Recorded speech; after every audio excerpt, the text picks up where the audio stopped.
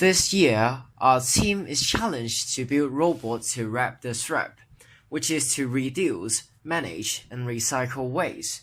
So, what environmental problem is our world facing? From the phone in your pocket to electric vehicles dashing down roads, our world is increasingly relying on lithium-ion batteries to provide cheap, high-density, and portable power to appliances.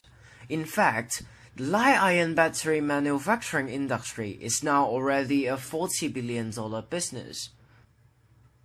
As exciting as lithium-ion battery technology advancements may sound, it is not without its downfalls. For example, a typical lithium battery can only survive 800 charge-discharge cycles, so it is apparently that massive amounts of lithium batteries will reach our landfill in a few years' time, or worse.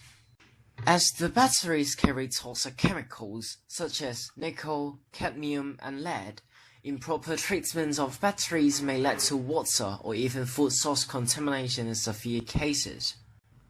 Though on the bright side, there is a way to reduce, manage, and recycle battery waste. This is achieved through a clever observation. Most of the time when a battery pack fails, only one of the cells wired in series is malfunctioning. The rest of the pack is still usable. Therefore, we have developed a robotic system to recycle and reuse healthy batteries and perform appropriate and proper treatment to failed batteries. Our robotic system is divided into 4 sections, which is diagnosing, insulating and discarding, and finally recycling.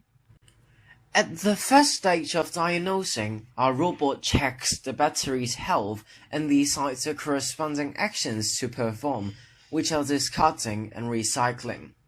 Our robots measures the internal resistance of the batteries to determine their status. When a battery is placed under test, our robot will extend 2 probes to the 2 ends of the batteries. First, the robot measures the battery voltage without a load, which is the initial voltage of battery. Then, the robot will connect the battery with a 1 ohm load. Then, we measure the voltage of the battery again. We call this V1 and V2 respectively. Also, we'll measure the discharge current of the loaded circuit. In this case, a voltage difference is a voltage drop of the battery with its internal resistance, which is V1 minus V2. With this formula, we can calculate the internal resistance of the battery by comparing the measured resistance with that of a new battery.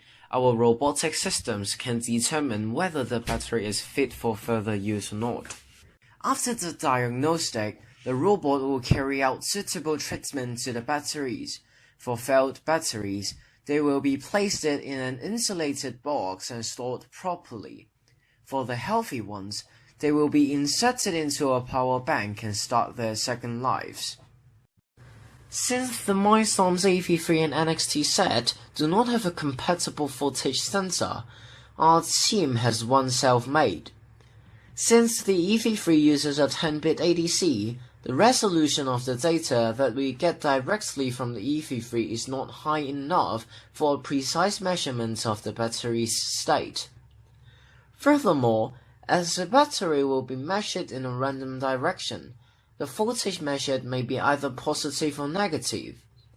A differential bipolar ADC is required, which is a function that the EV3 unipolar ADC do not provide.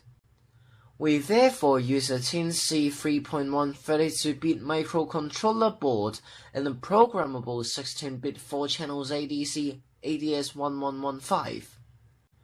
With higher precision, we can have more accurate measurements for the batteries.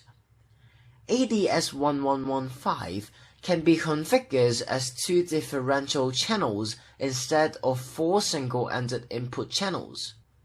With differential channels, the ADC can measure both negative and positive voltages.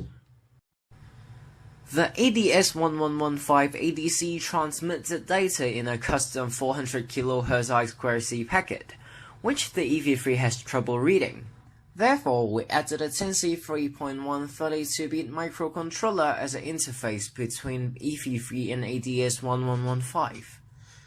TINC3.1 has two I2C channels, one of which acts as a master and receives a custom I2C packet from the ADSC, while the other I2C channel acts as a slave in the I2C bus and sends the received data from the ADS1115 to EV3 in a supported 9600 Hz rate.